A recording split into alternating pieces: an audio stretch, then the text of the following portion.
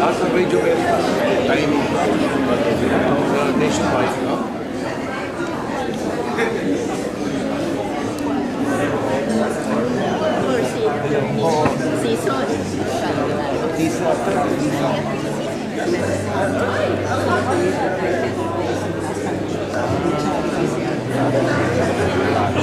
Sometimes it's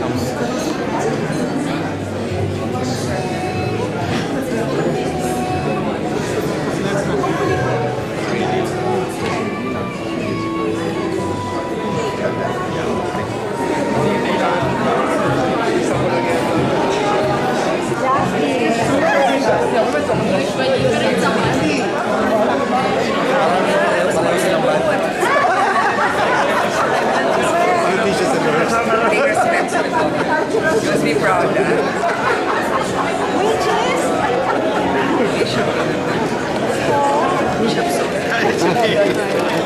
Grace, hello. Thank you for being here. Hello, hi. We were in the same forensics team, the winning forensics team.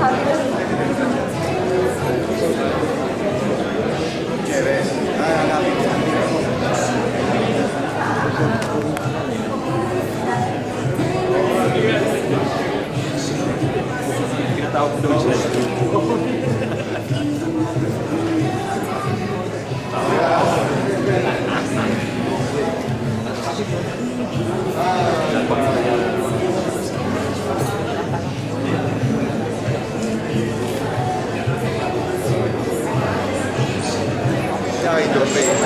Well, he was in Argentina. Maybe he died of it. Of course.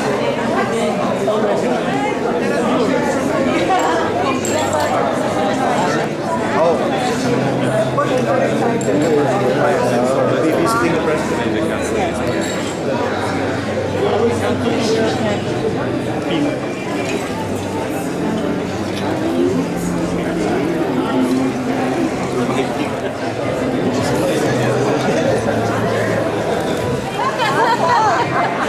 I told you, holy, rapid just.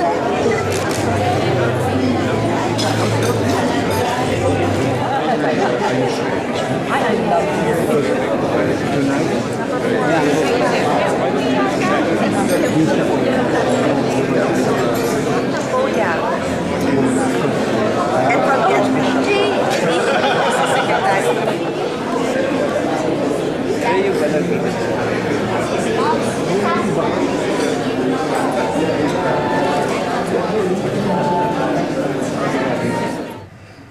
It is said that for the Filipinos, we may lose everything, but two things will always remain: our faith and our music. To tune our hearts for our prayer to the Father is our incomparable Filipino artist on the keyboard. And he will play on the piano, the Our Father, the Dean of the USD College of Music, and the President of the Cultural Center, Dr. Raul Sunico. And our liturgist for this wonderful prayer portion is Father Genaro Po Diwa. When I remember him, I said, oh God, G-O-D. The pianist will play the version of the Our Father, Malon's version, and we are all invited to follow silently into the music, the Our Father.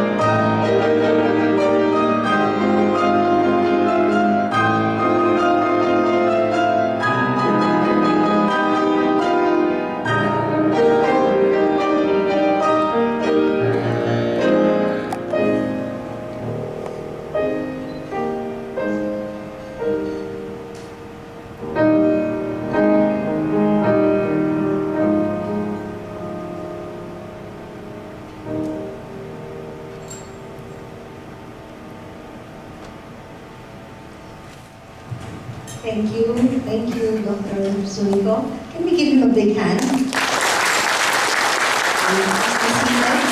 You know, Pope Francis, who has captured the imagination of peoples everywhere, journeys with us in this Asian conference on the family that is being convoked, and that was convoked this morning by the Catholic Bishops' Conference of the Philippines, headed by our President, Archbishop Soc Villegas, Father Soc to all of us, and also by our guest of honor.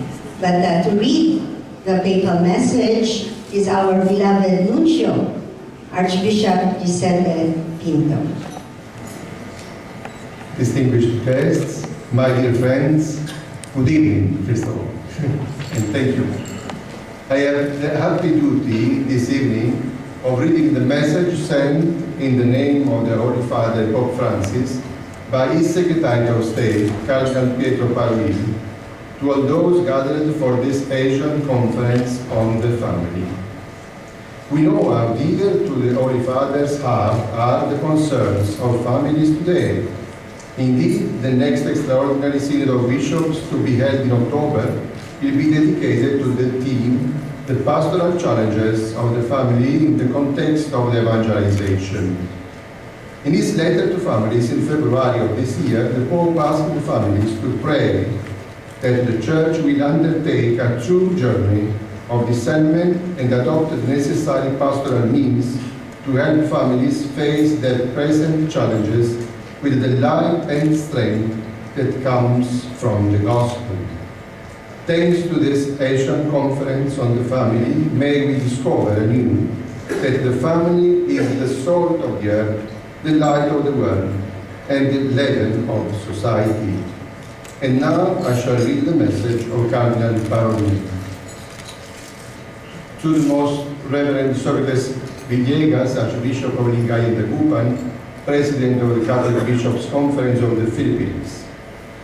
The Holy Father was pleased to be informed of the Asian Conference on the Family to be held from 13 to 16 May 2014 with the theme Families of Asia, Lights of Hope. Recalling that the family is the fundamental cell of society where we learn to live with others despite our differences and to belong to one another, His Holiness calls upon all the lay faithful gathered to deepen their experience of faith and communion under the guidance of the successor of Peter and the bishops, so as to be a level of Christ's love in the midst of humanity. Commending all present and their families to the intercession of Mary, Mother of the Church, and Saint Joseph, the Holy Father, willingly imparts his apostolic blessing as a pledge of peace and joy in our Lord Jesus. Signed, Cardinal Pietro Parolin, Secretary of State.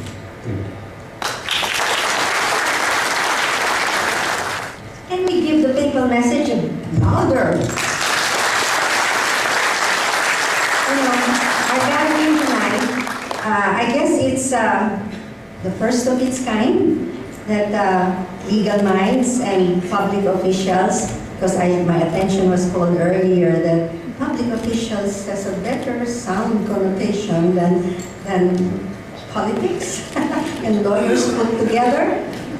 Anyway, the first time that our public officials and lawyers gathered together with missionaries of life and love from 14 Asian countries, manifesting belief in the family as Statio Orbis, a station of the world through which humanity passes. A manifestation not through debates in the halls of Congress or petitions in judicial courts, but through the breaking of bread in a happy family dinner. That's why I was thinking, oh God, you're so good that this can happen. This can happen in the time when we need we need to show that families are lights of hope, or lights of hope for the whole of Asia. So let's give our Lord a big clap, and for you too also, for all of you who are here. We all know that nowadays the family, to paraphrase a song, the family is baffled, battered, and bewildered, and many fear for its future. But that you are here, that you made time to be here. The senators, led by our senators over there, can you please rise so that you can be recognized? And also we have a few from the House of Representatives. I think we have three.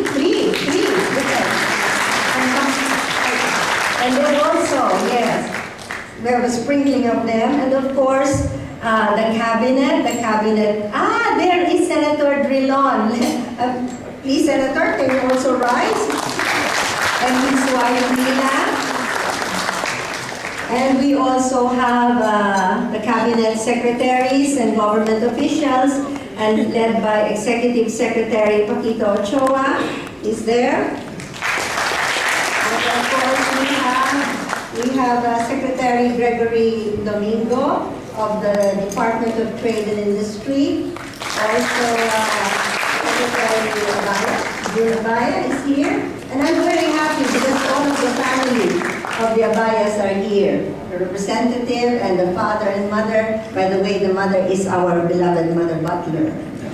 That's why they're all obliged or requested to be here. Out of obedience, they are. And of course, the head chief of the city of Manila, where we are, Mayor Estrada, former President Joseph Estrada. By the way, the senators that we have, starting from beside Mayor Estrada, is Senator Angara, and Senator Grace Poe, Senator Vicente Soto, Senator Roberto Banasan, and Senator Cynthia Villar,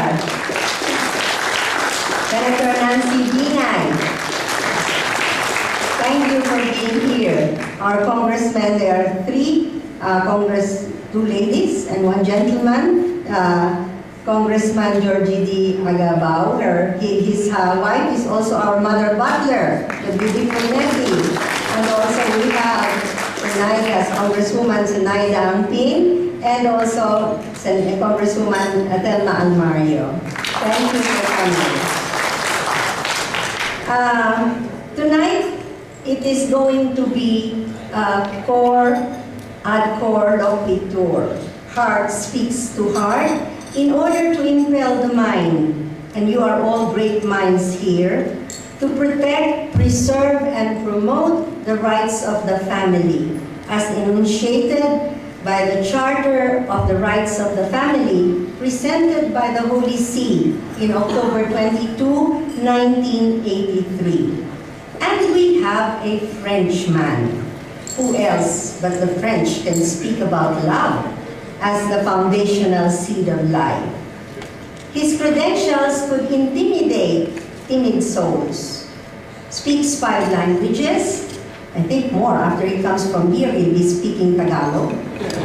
Was schooled in the best universities in France, Cambridge in London, Pontifical Gregorian University, and the Institute for the Studies on Marriage and Family in Rome. Mastered in political science, a professional banker in the formidable German financial world. With his looks and his abilities, he could have been president of World Bank or a member of the French Parliament. But suddenly, inexplicably, from the world of money and fame, he turned to the road less traveled. He went for the priesthood. But then the lights of mind and heart God has given him were seen even in Rome. He worked and taught in the John Paul II Institute for studies on marriage and family. In fact, yesterday, he met one of his former students, a priest now in Vietnam. Where is your student? There is Father Trump. And he has students from all over the world. And not long after, St. John Paul II, the beloved of the Filipinos, appointed him consultant to the formidable Congregation for the Doctrine of the Faith, for so many years headed by then Cardinal Ratzinger, later Pope Benedict XVI. Consultant also to the Pontifical Council for Healthcare Workers, Vice President of the Pontifical Academy for Life, and Secretary of the Pontifical Council for the Family. I will stop there because it's so long, you will miss your dinner.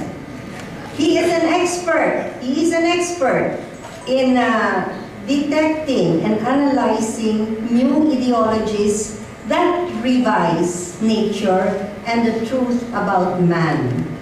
And he can unmask the dismantling or the deconstruction of society because of these new ideologies through the family, so that both the human community, collectively and individually, are also getting destroyed.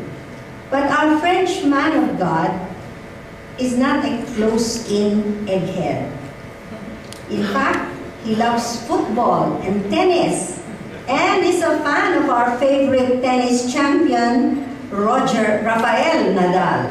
Yeah, those of you, I think Chief Justice Art is a fan of Nadal. His joy de vivir is the amazing fruit of his being the youngest in a brood of 12 children. So, Bishop, I'm very far off. We only have 6, my husband and I, so that's just half your number. It is with Gaudium et Spes, joy and hope, that I present to you His Excellency Bishop John Laffitte.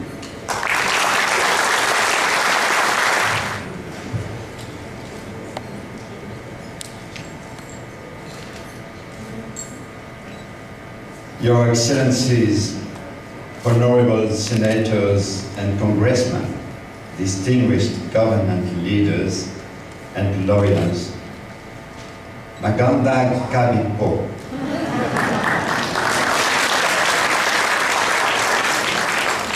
For several years, I have had the occasion within the framework of the ministry entrusted to me in my service at the Pontifical Council for the Family to travel to a number of countries in different continents to speak on issues concerning human love, marriage, and the family. I have the impression that in the majority of the world's regions, the space for religious freedom is shrinking more and more. Religious freedom is a right whose practice integrates different aspects as much at the collective level as on the personal level. This right does not have quite the same meaning according to the point of view of liberal democracies and in the Church's point of view. Nevertheless, this right is affirmed clearly in the Universal Declaration of Human Rights of 1948, approved by the United Nations. It quotes, "This right includes freedom to change his religion or belief, and freedom, either alone or in community with others, and in public or in private, to manifest his religion or belief in teaching, practice, worship, and observance."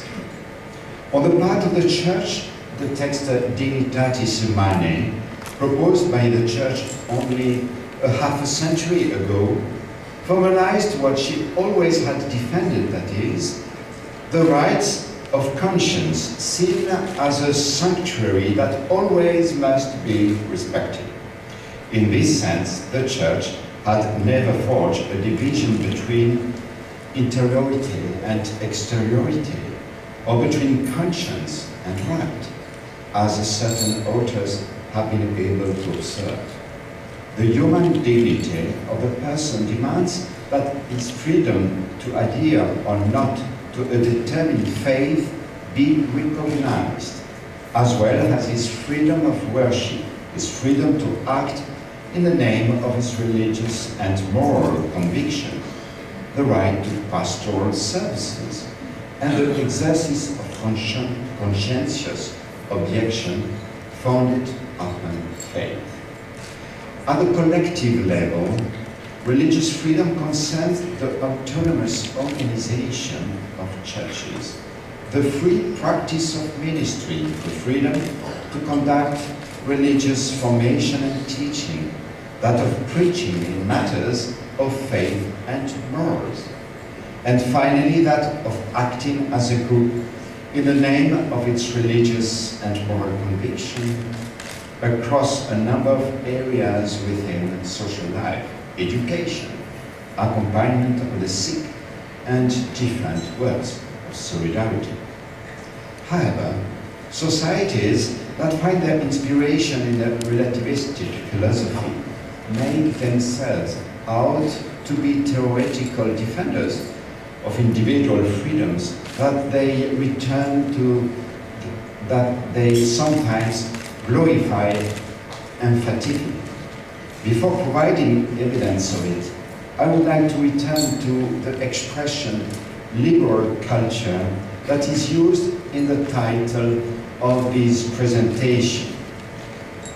There are two possible meanings for this term, liberal culture. The first refers to the social organization that would live along the great economic balances of a country, organized naturally according to the laws of supply and demand and free exchanges, favoring as much as possible the free enterprise of its citizens. In this view, without a doubt, initiative is respected and encouraged among persons, groups, enterprises, and associations.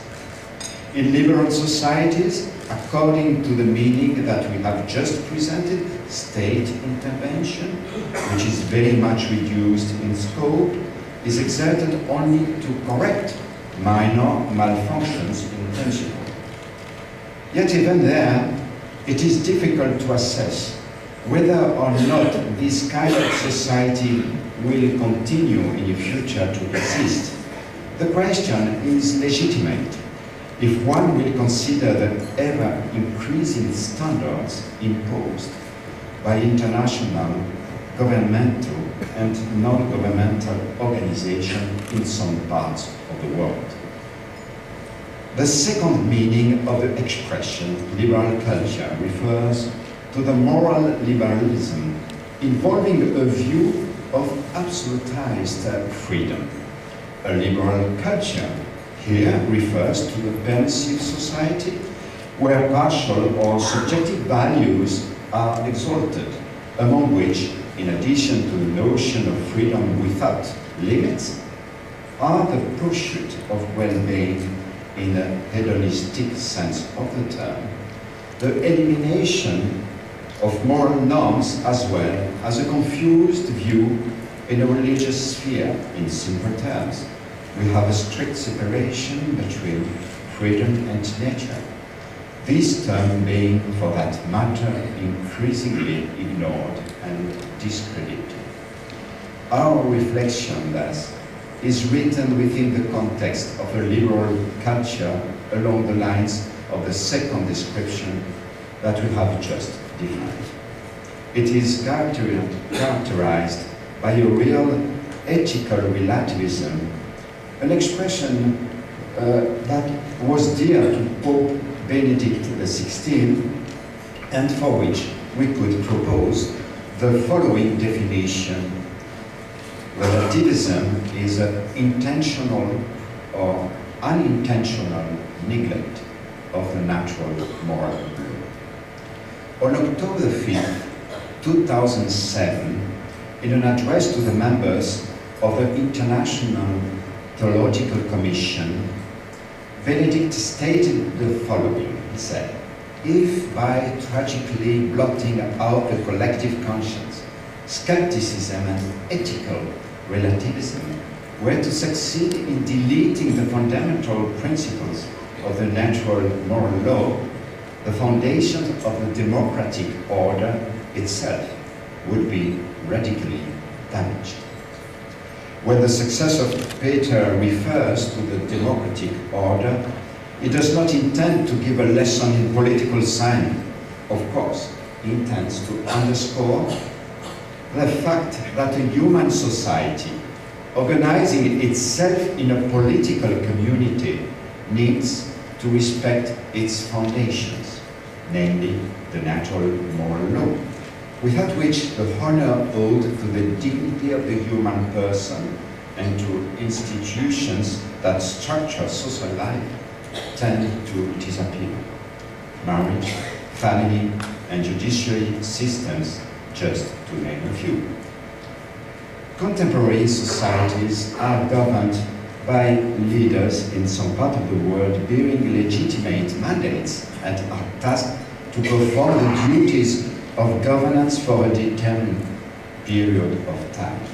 However, I should say that political responsibility nowadays must assimilate and integrate the existence of another power, that of the press in all of its forms, written and oral, a power that is part of what is now called a media-centered culture.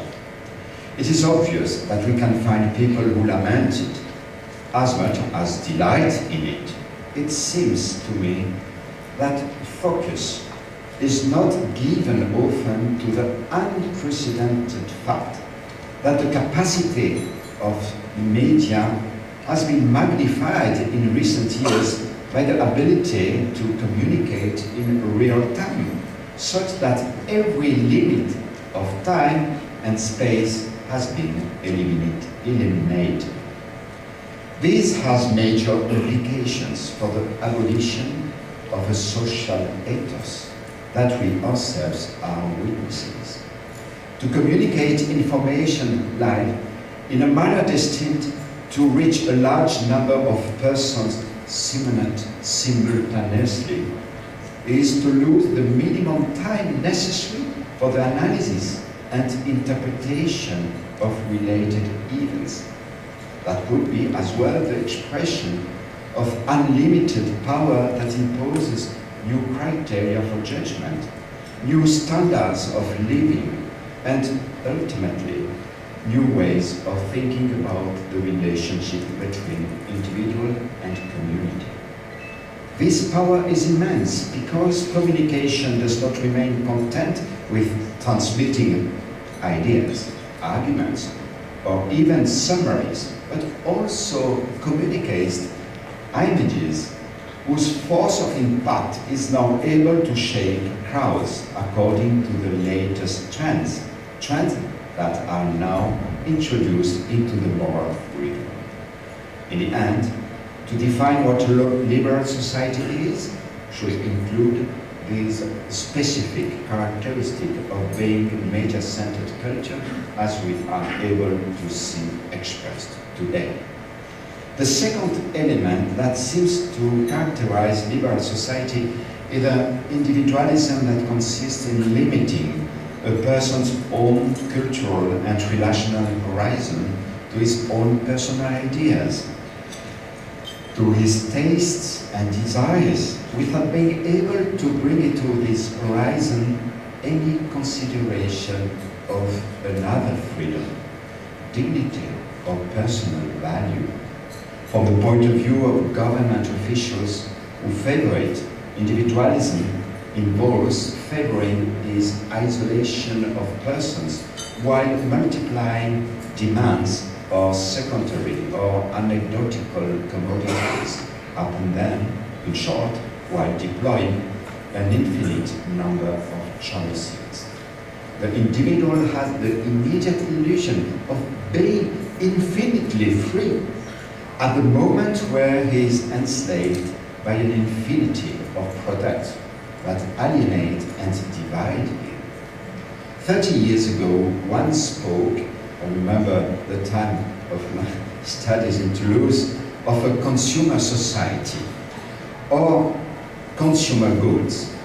Today, what seems decisive to me is the capacity of the liberal culture to propose immaterial goods, virtual history, without seemingly any link to concrete life.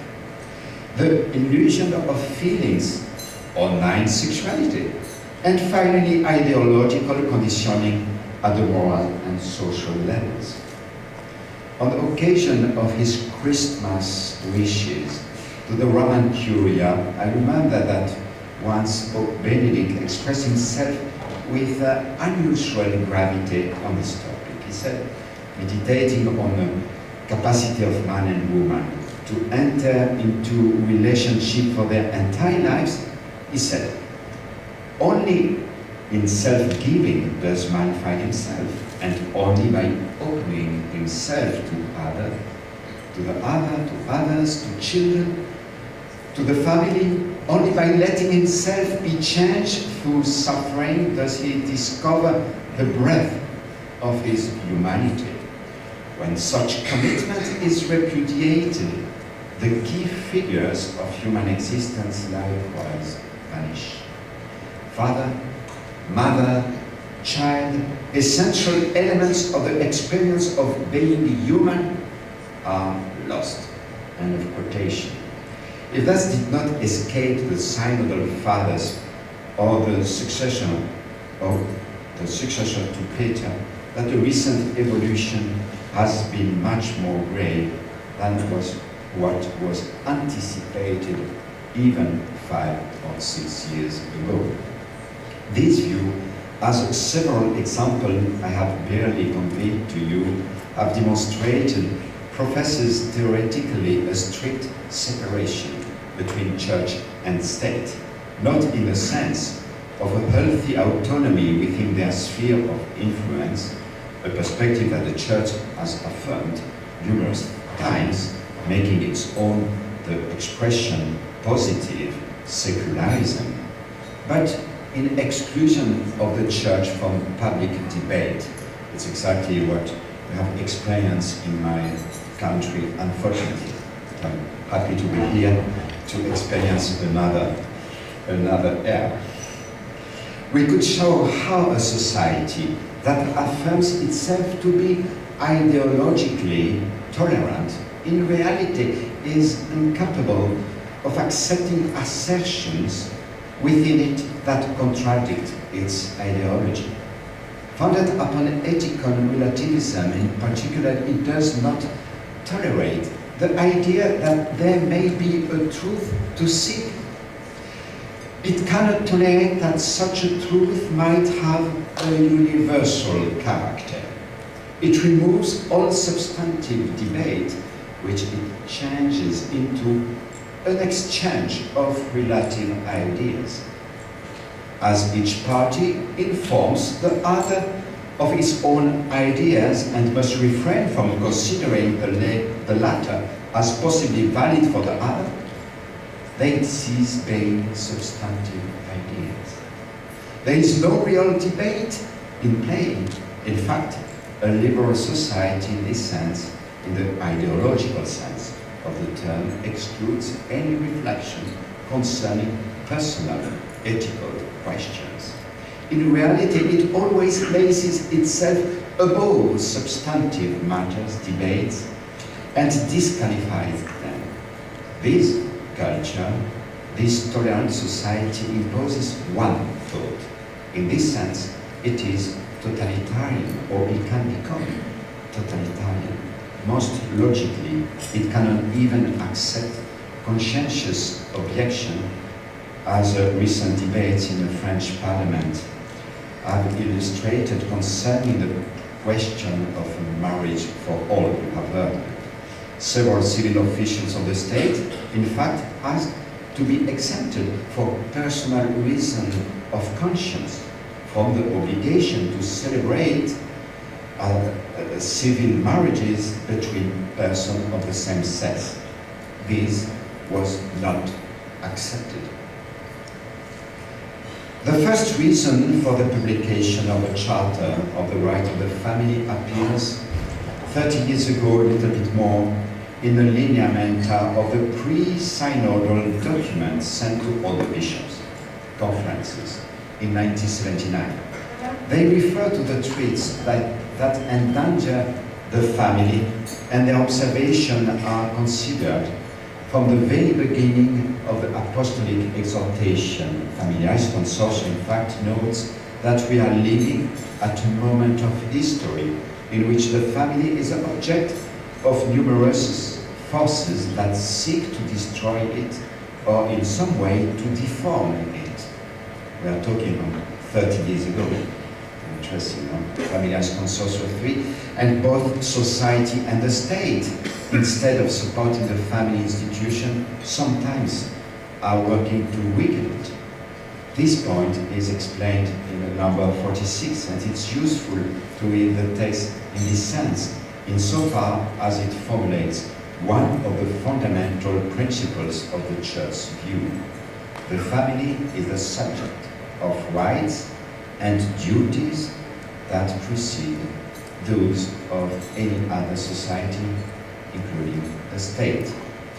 If the text speaks of inalienable rights, this is because the family is a part of the human person who is normally the owner, the only holder of inviolable rights. In anthropological terms, the family somehow belongs to the person. It is an extension, a place of realization, in as far as it is in a family that, through the gift of life, new human life comes into existence. Therefore, the family is not an institution that could be available to the legislature and the prey of the innovative fancy of policymakers. Attacking the family means attacking the person. In fact, the decision to start a family pertains to a man and a woman, and this decision, although subject to their privacy, has immediate social impact. Moreover, the public dimension of their relationship is also present when they publicly exchange their votes. Matrimonial law has often focused exclusively on the consistency of this contract between two people.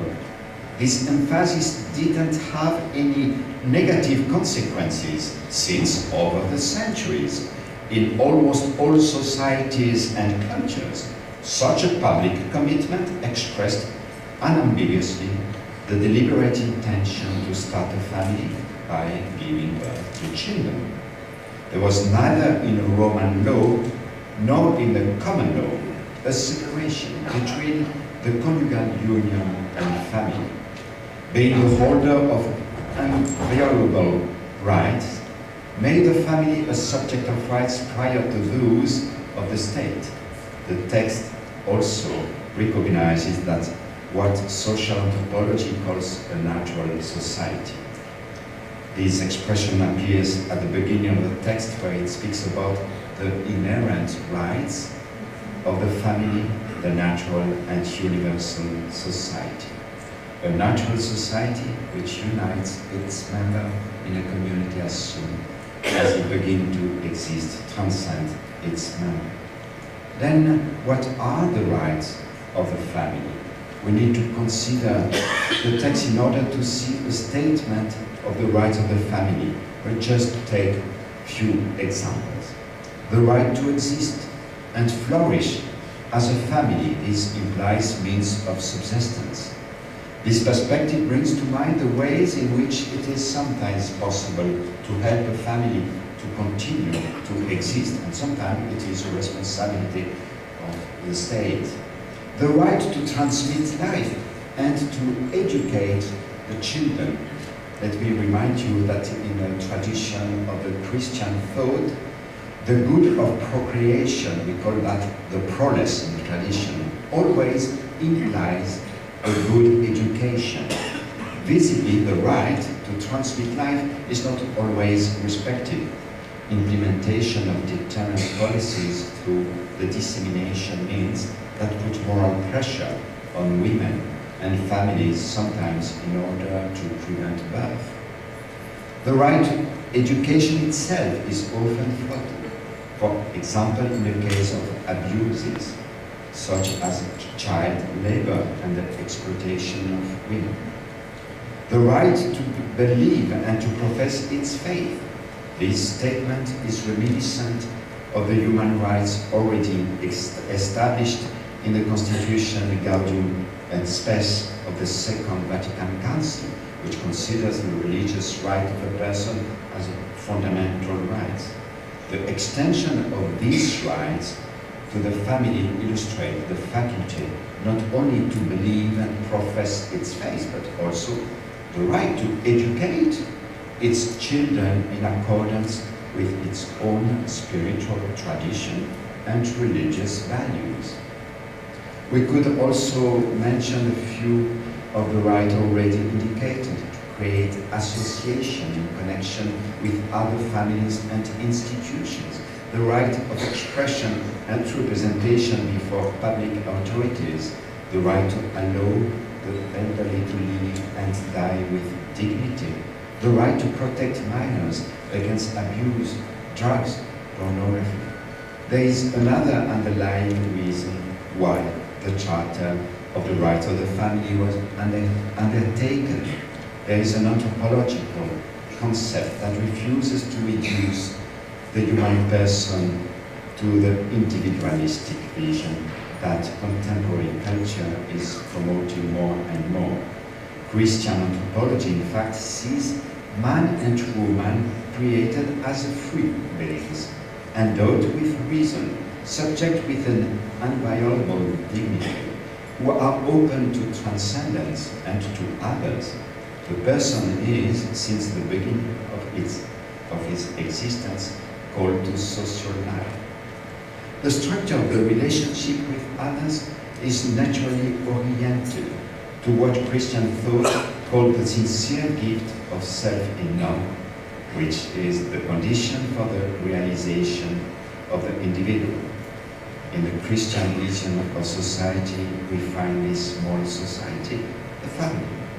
However, in a liberal vision, in a meaning we have developed, society consists of rational and autonomous adults. A strictly liberal society does not include a priori the possibility of weak elements such as the sick, infants, the dying, or the unborn child.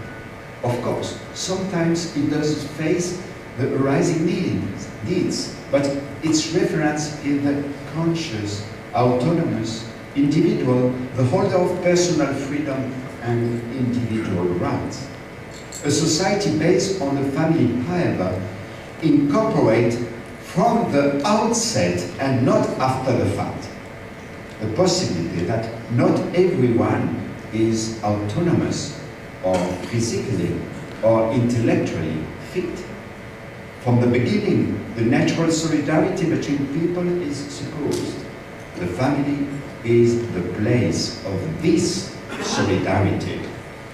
Just a few words, dear friends and honorable guests, to conclude this reflection. I would like to refer to the wonderful speech that Pope Benedict XVI pronounced in front of the Assembly of the German Reichstag in Berlin in September 22, it was in 2011, only 3 years ago. He evoked the biblical figure of the young king Solomon, to whom God allowed to formulate a personal request. The king answered, "Give your servant a heart to understand how to govern your people, how to discern between good and evil." Pope Benedict commented, "Through this story, the Bible wants to tell us what should ultimately matter for a politician. His fundamental criterion and the motivation for his work as a politician must not be success and certainly not material gain. Politics must be a striving for justice and ends. It has to establish the fundamental preconditions for peace. Naturally, a politician will seek success, without which he would have no opportunity for effective political action at all. Yet, success is subordinated to the criterion of justice, to the will to do what is right, and to the understanding of what is right. Dear friends, in our Christian civil engagement, we have the liberty to ask the Lord for a docile heart to make us like the young King Solomon, who was very much pleasing to God. Thank you for your attention. Maraming salamat po and mabuhay. Senator Sir Josmeña, I saw Sir Josmeña here. Oh yes, even with your back, I can see you. And also Representative Albi Benitez. Thank you for coming. And at this point, the best legal minds, they say, can be the best family men. Ardent husbands, fathers, and grandfathers. I guess the discipline of a legal mind, or the discipline of any mind, serves as the fortress of the heart that could grow faint with the allures of created things. We have three families tonight from the autumn, summer, spring of their lives who have had their share of, I'm not pointing which is the autumn, no, and which is the spring or the summer, but who nonetheless continue to be bound together with the faithfulness of God and the love they vowed to live. The three families are those of retired Chief Justice Artemio Panganiban and his wife Lenny, their children represented by Ted, their grandchildren represented by Miguel, whom I still fondly remember as Miggy, and also the family of Representative Dakilahua. I don't see his wife. Miggy is here, and she's, I'm so happy because she's pregnant, 7 months, following right after their first baby, who is 1 year and a half, Dominique Marie. And of course, we have Dean Andy Bautista, now PCGG chairman, with his wife Tisha and their 4 boys, Javier, Mateo, Alvaro, Jacobo. Andy and Tisha, you need 1 more to complete a basketball team. So, they will share with us, give us a brief glimpse into the joys and grief of family and marriage, what they did and still do for love. Chief Justice Art.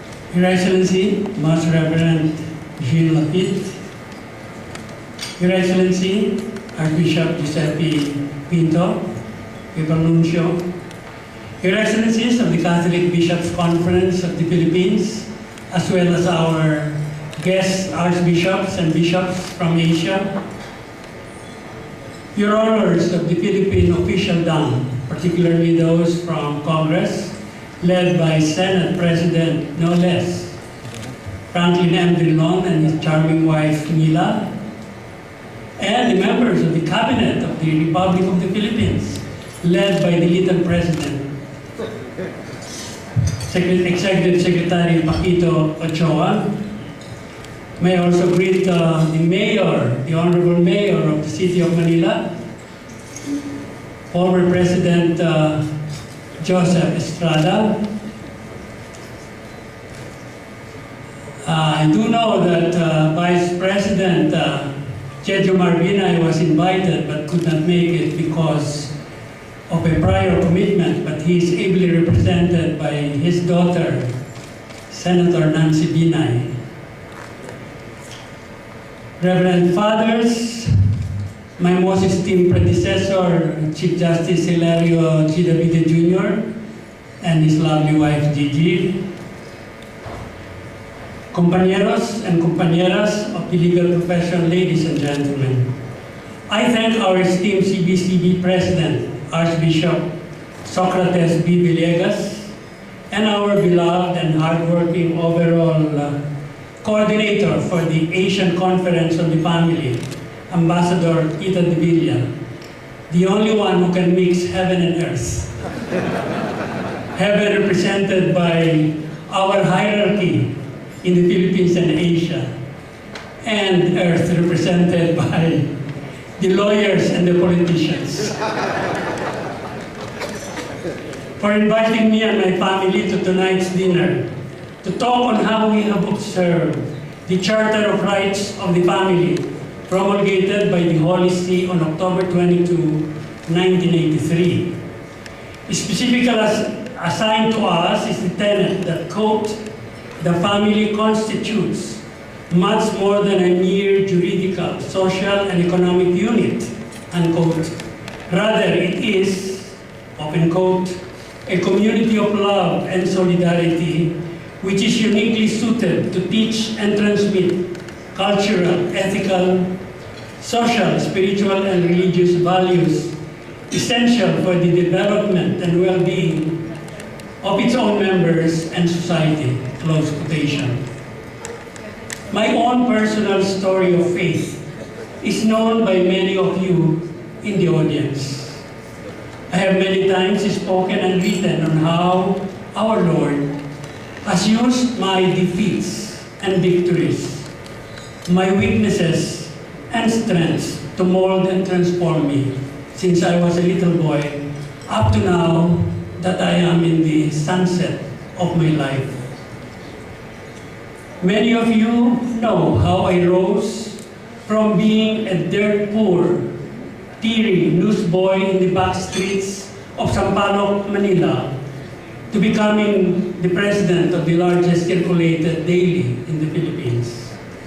From being humiliated for my total ignorance of my Catholic religion, not knowing even the three persons of the Holy Trinity, to passionately learning the depths of my faith and becoming a member of the Pontifical Council for the Laity in the Vatican.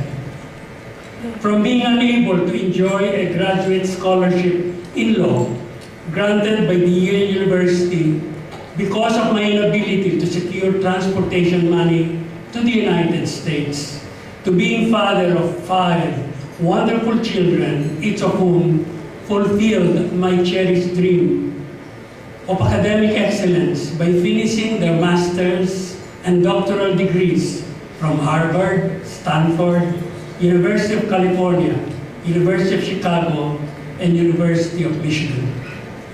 From failing to achieve my high school ambition of becoming a chemical engineer because I was directed by my strict father to take up law in a university I did not like at first, to reaching quite unworthily, but providentially the highest judicial position in our country. And just when I thought that my professional career was over 7 years ago, when I reached the compulsory retirement age of 70 in the Supreme Court, and therefore I could at last rest, relax, and smell the flowers, I unintentionally began a new journey when I was invited to be an independent director or advisor of some of the biggest and finest corporations in our country.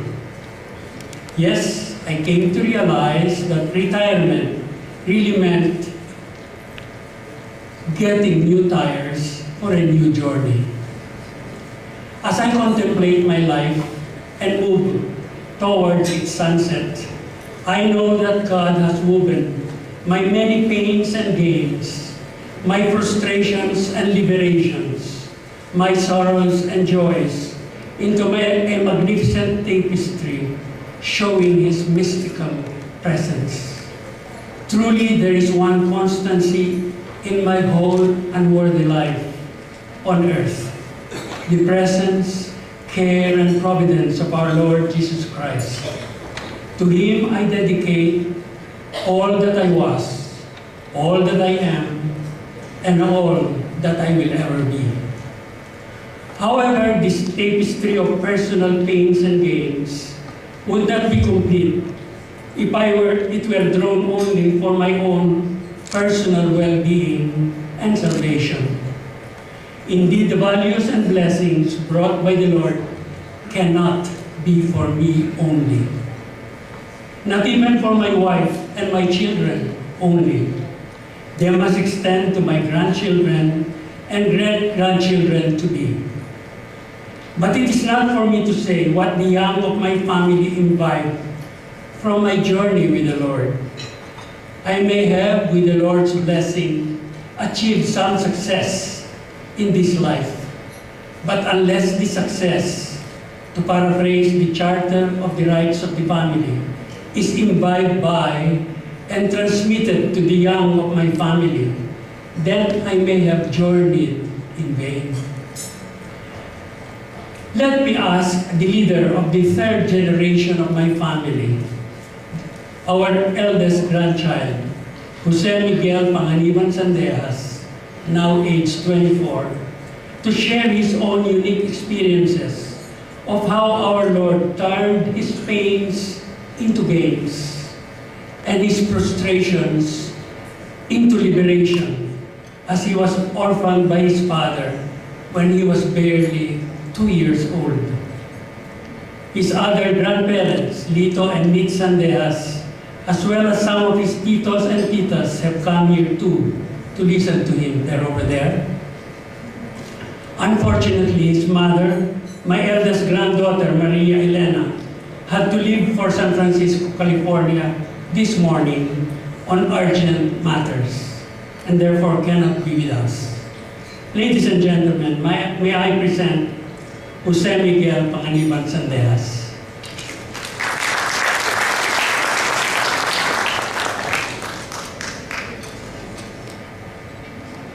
Good evening, ladies and gentlemen, esteemed guests and friends. You know, the first draft of this speech that I was supposed to present today was gently put down by my lolo. He told me that the audience would be full of experienced professionals, great people, wise and knowledgeable beyond their years. And he was right. What would a simple 24-year-old teach a room full of accomplished people like you?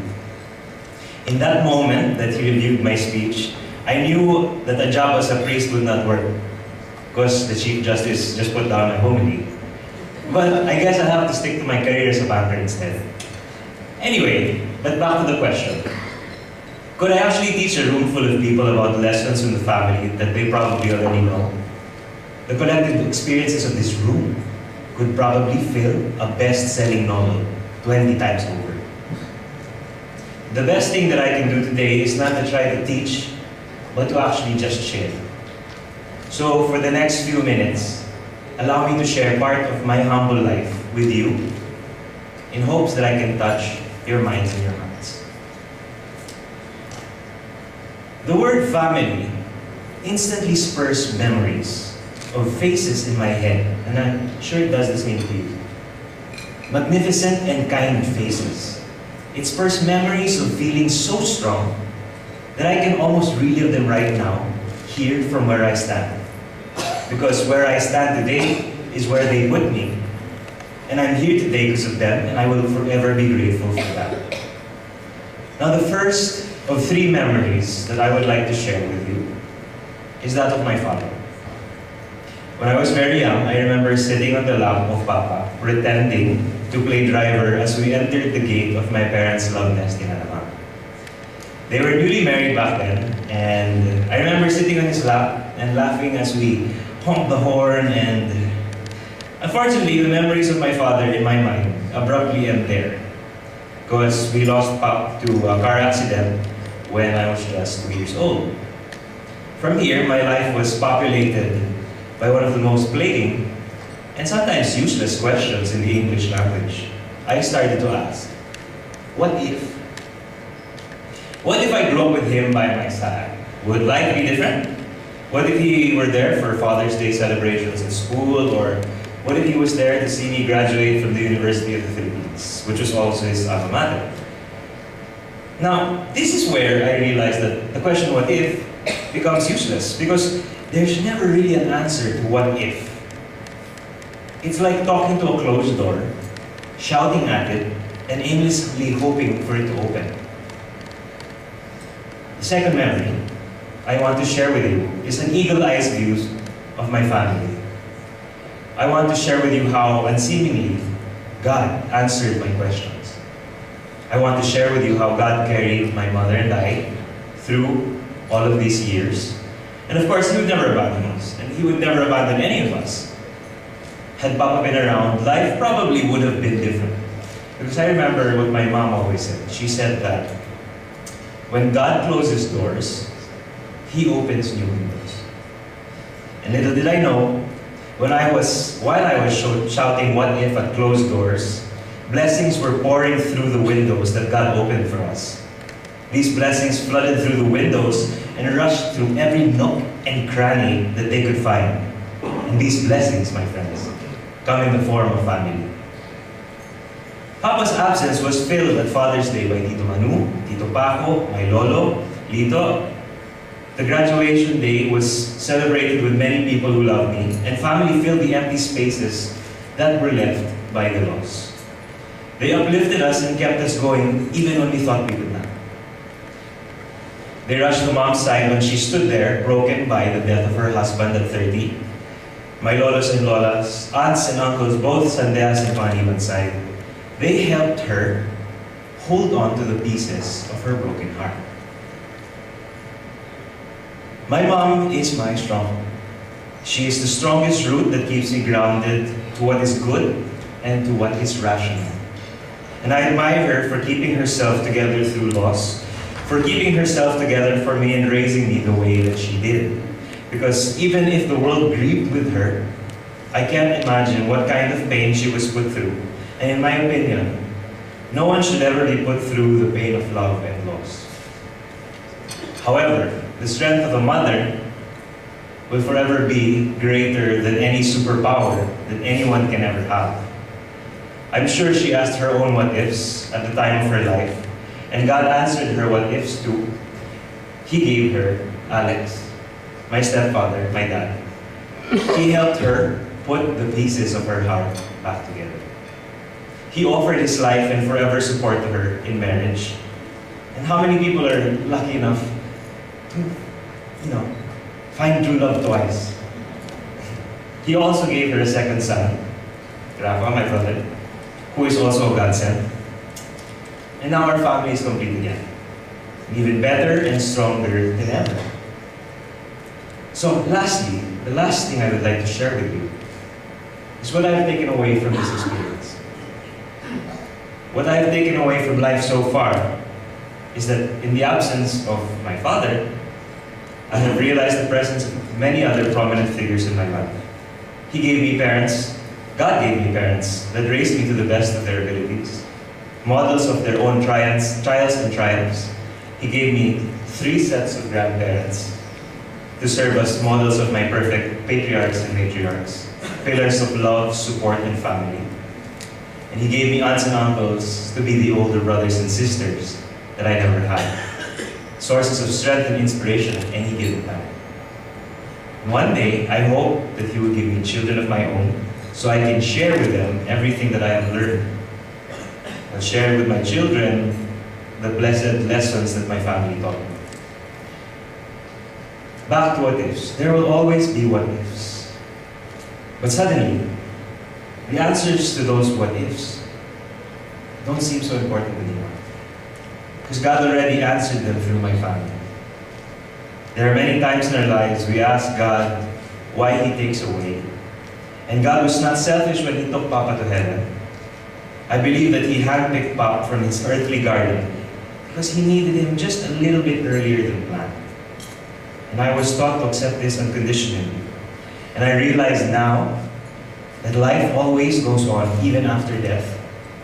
And God will always be there, and He will always be there in the form of family, in the form of love, a love that is pure, honest, and unfaltered.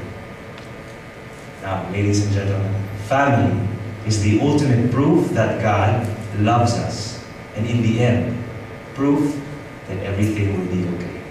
Thank you.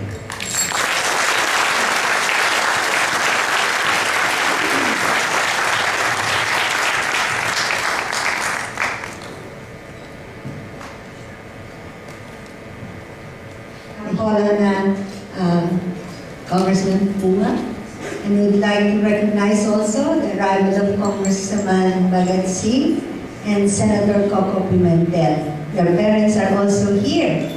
No? Their parents, former Senator Nene Pimentel. And we have also Brother Armin Luistro, Secretary of Education, DepEd.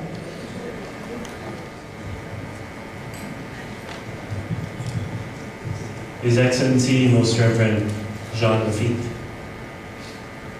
our distinguished People Nuncio,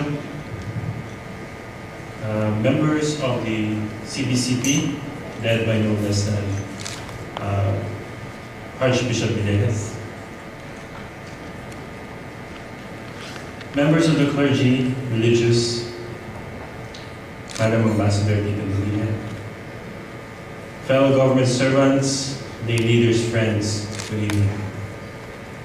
It's tough to follow the speech of the young man, Mr. Sabias, as well as his grandfather, Chief Justice Panganiban. But let me share a few words. First of all, I would like to thank the organizers for inviting me to share my family's thoughts and experiences on family life in the presence of no less than the Secretary of the Pontifical Council for the Family, Bishop Laffitte. I'm aware that this is a rare opportunity, and I thank you for the honor you have given me and my family. Please let me begin by letting you know of my family. They will be here shortly, I hope. I hope traffic will I hope the Lord guides traffic to bring them here sooner than later. First of all, there is my wife. She is the irreplaceable mother of my children. Her name is Millie. She is my pinakamahalagang kayamanan sa buong mundo.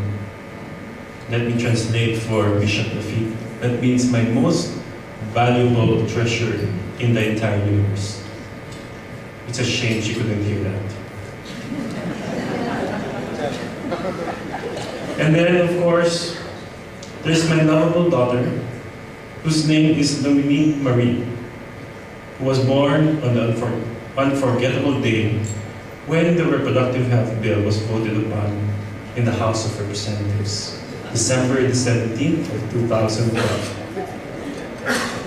I still remember rushing back to Congress to place my vote right from the delivery room after seeing my newborn baby. I knew I had to go and cast my vote in spite of my inclination to stay at the hospital and watch over my first child. Why? It was my simple act of thanksgiving to God for the gift of life. For more than a year, being married with my wife, we have been praying that God sends us our first child. God sent her right at the thick of the RH battle. How can I be so blind as not to see that it was God's way of teaching me a great lesson in life?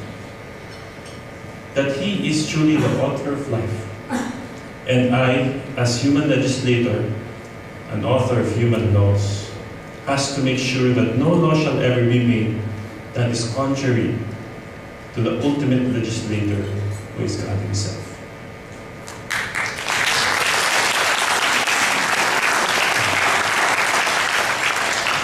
That is why I see my daughter as a constant reminder of that on the appointed day, on that appointed day. And of course, if you will notice my wife later when she arrives, she is also carrying the fourth member of our family.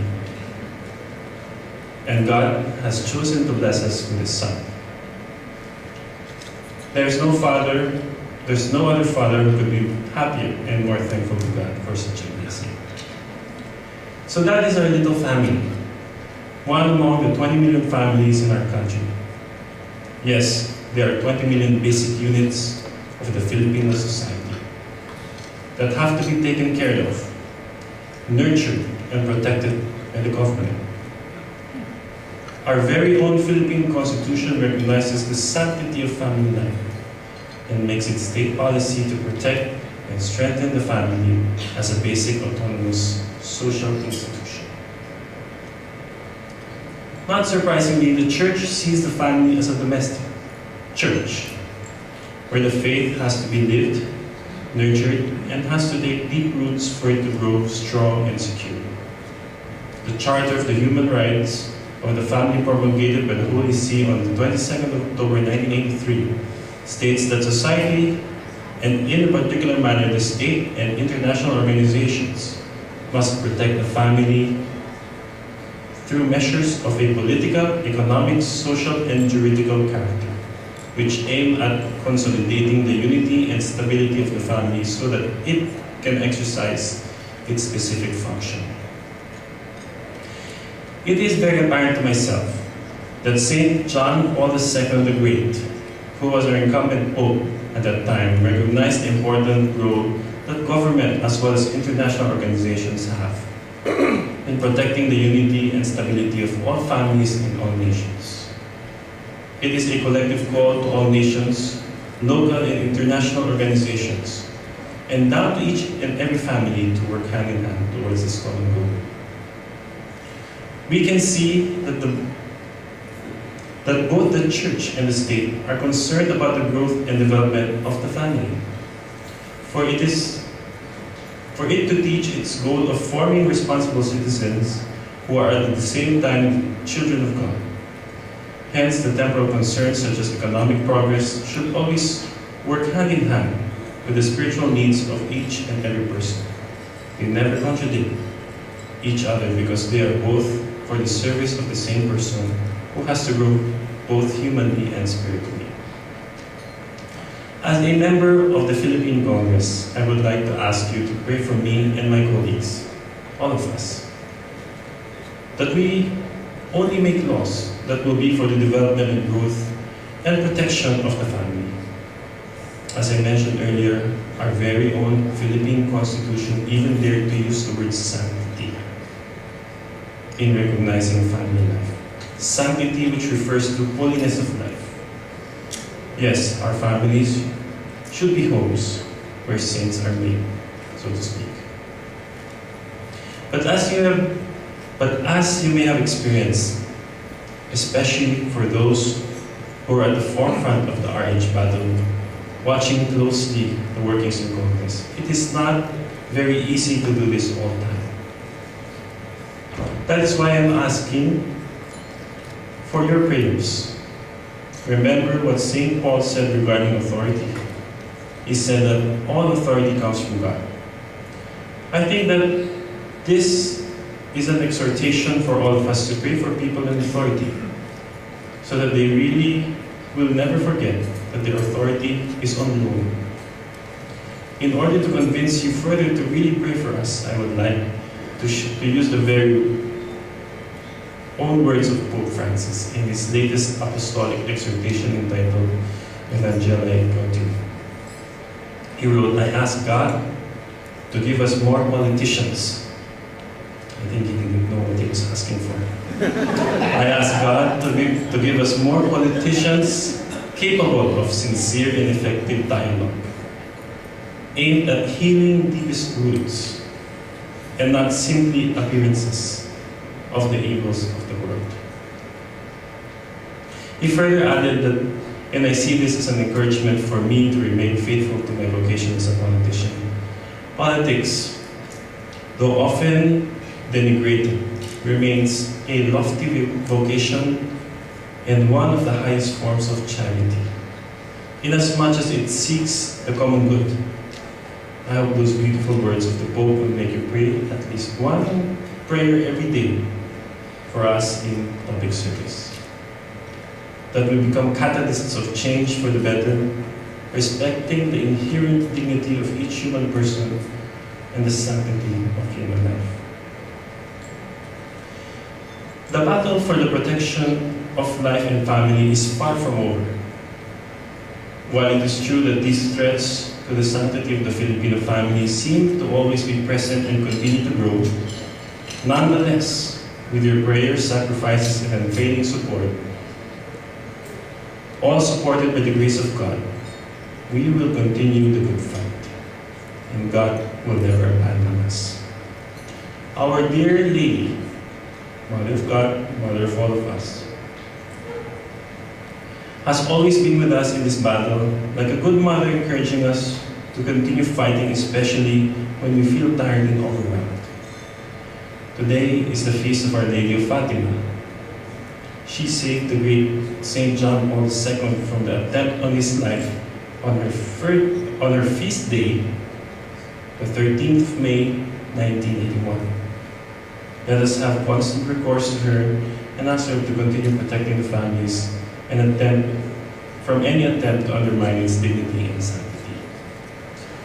Maraming salamat po, and inaasahan ko namin ang inyong mga dalangin araw-araw. Thank you very much.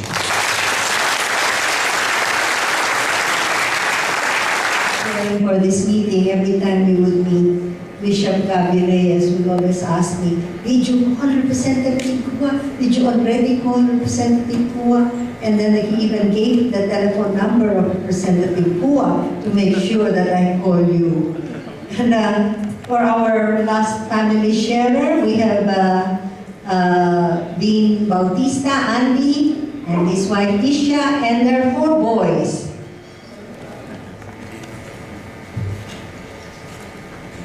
Your many excellencies, ladies and gentlemen, good evening. Well, first of all, on behalf of Tisha and my 4 centavos, Javier, age 13, Mateo, age 11, Alvaro, age 10, and Jacobo, age 5. We would like to thank the CBCP, led by Archbishop Sok, and of course Ambassador Tita de Villa for the privilege of saying a few words this evening. Although Congressman Das was saying earlier that he had a hard act to follow because of Miguel and Chief Justice Art, well, I have a harder act now because I have to follow them and you. Although you said something which was interesting, you said you felt blessed, really blessed because of your son, forthcoming son. Well, I guess I am blessed four times because of my 4 sons.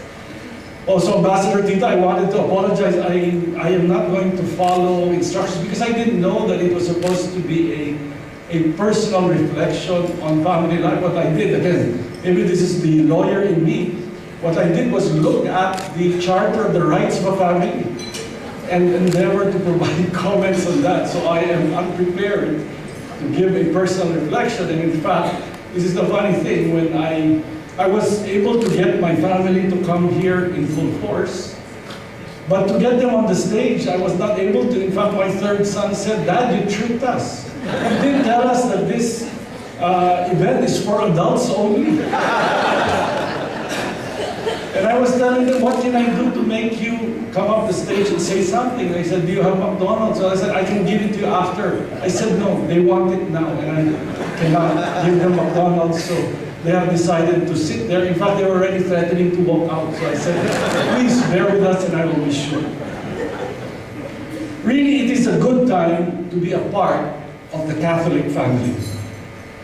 We have a Pope who walks the talk of the gospel, simply practices what he preaches, and feels to be for the people, near the people, and with the people.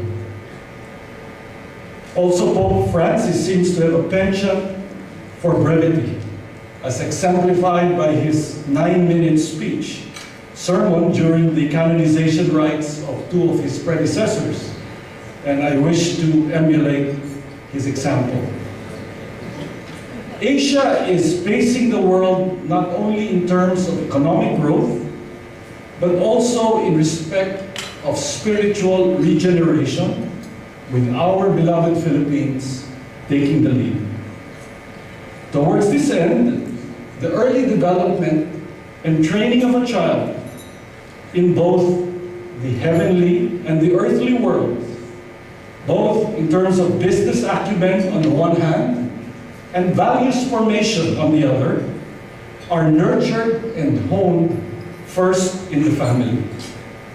So it is important that the rights of the latter are not only amply protected, but fully supported as the family endeavors to live the joy of faith.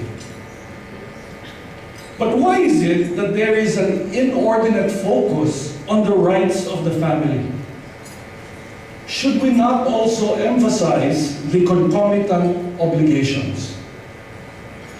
To paraphrase Kennedy, ask not what your church can do for your family, but rather ask what your family can do for its faith.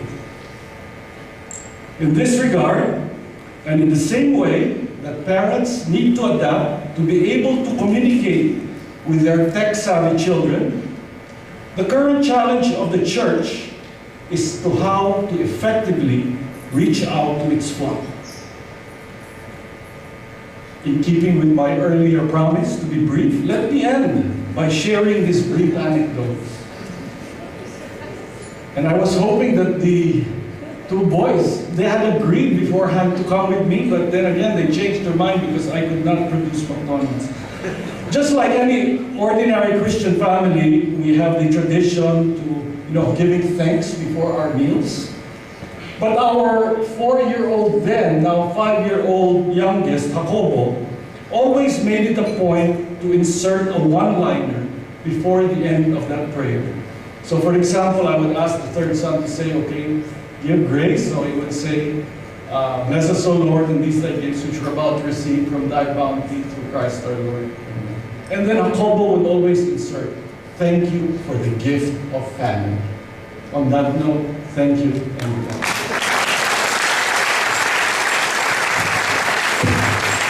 Well, the sharing of the 3 families gives sense to why the President of the Philippines declared May 12 to 18 as National Week of the Family and Marriage. Please take note, he put family and marriage because the 2 should always go together.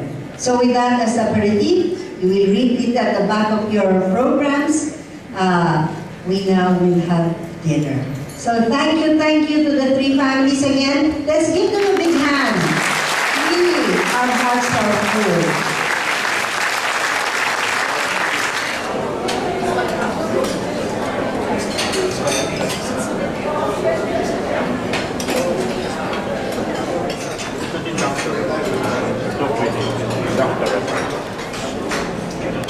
Delivered this with impact, as Bishop Laffitte had said. I didn't find